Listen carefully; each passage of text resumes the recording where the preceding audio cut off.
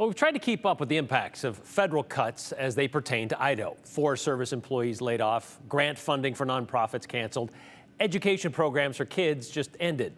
And whether or not you agree with the Trump administration's why, that is to dig into the national debt, many are having a problem with the how or the where. For example, an Idaho veteran whose job is to help other vets now finds himself at odds with the Veterans Administration over a claim he's been overpaid. Joe Paris has his story. Some people have a job they do because you got to have a job, right? Others have a purpose, a passion for it. I'm an LPN. People like Mike Taylor. And I am the staff nurse and clinical associate at the Salmon CBOC for the VA. Mike spent time in other careers in the Boise area, but found himself moving back home to Salmon, Idaho, after a chance encounter at the Boise VA. Well, there's that big rock out there. It's just, the price of freedom is visible here. And I called my wife on the phone and said, I'm going to go to school, be a nurse, and I want to work for the VA. He did just that, following a passion for helping veterans. When they come in for their first initial appointment, I'm on, hey, what branch were you in? What did you do? Where were you at? Did you go on any deployments? Mike Taylor understands it. I am. He's a veteran himself. 3 years active duty. I was in the 25th Infantry Division, Schofield Barracks, Hawaii. I was infantryman. Helping veterans in the Salmon and Lemhi County region brings meaning to Mike. It also does help pay the bills. But that second part is now in question. He got a strange letter back in March. And found that they had reduced my pay by 24%. The letter and explanation came from what is essentially the corporate level HR department for the VA. And they had news for Mike. I had been overpaid since December 18th of 2022.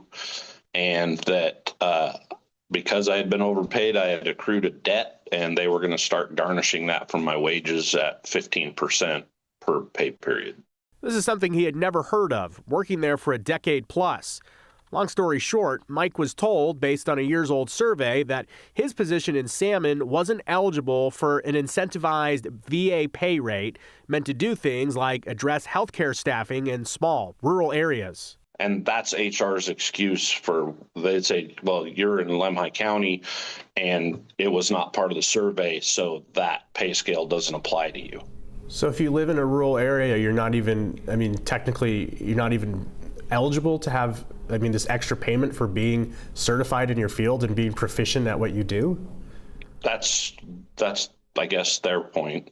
The sudden pay cut and garnishing of wages going forward because of an alleged overpayment was pretty shocking to anyone Mike reached out to at the Boise VA, looking for help.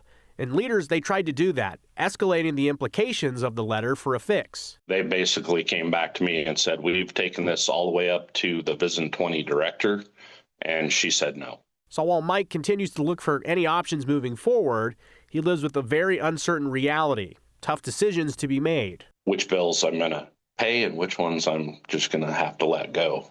Still, he goes to work every day to help other veterans that have returned the favor. A donation campaign created online to help him pay the bills. Everybody's trying to help me, but the ball just doesn't seem to be moving anywhere. The implications of this entire situation are going to affect me through the rest of my life. So he is working to get help from our congressional delegation. As we mentioned, there is also a local veterans group that has set up a GoFundMe. He also told me that while trying to make ends meet, his wife, who works as a teacher, is also getting a second job. They're trying to just make enough money to get by, but it is difficult right now. He sees that the explanation of all this is interesting. And Brian, we talk about, the federal cuts. Some of them are on the nose in the sense that it's like, okay, we know this program is being cut from this department. Yeah. This one, when I talk to people familiar with the VA system and other things they've seen at the VA, they feel that there is pressure from certain levels, especially at the federal level, to cut budgets or to not raise problems. Well, is this about cutting budgets, or is this about just recouping some money they feel is overpaid? In the sense of, they want to dig into the budget line items and see where can we cut costs, because there is such a emphasis right now from the federal level down to make sure that, hey, we're not overpaying anyone. At the same time, though, when you talk to people like Mike and other people I've spoken with at the VA, he's the only one that's being targeted with this. He says he feels like he's being targeted. So it's not a small amount of money either. I mean, it's more than $30,000 that he reportedly has been overpaid. Again, going back a decade, but he's been on the same pay scale the whole time. We're trying to get some clarification from the VA and trying to figure out exactly what happened here. But again, the special pay rate that he was,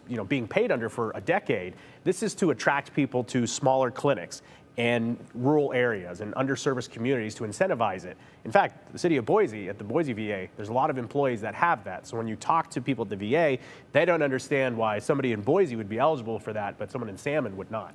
What has he heard from our congressional delegation? He has not heard a definite response yet, but he hopes that they will advocate for veterans. All right, we'll see. All right, thanks, Joe.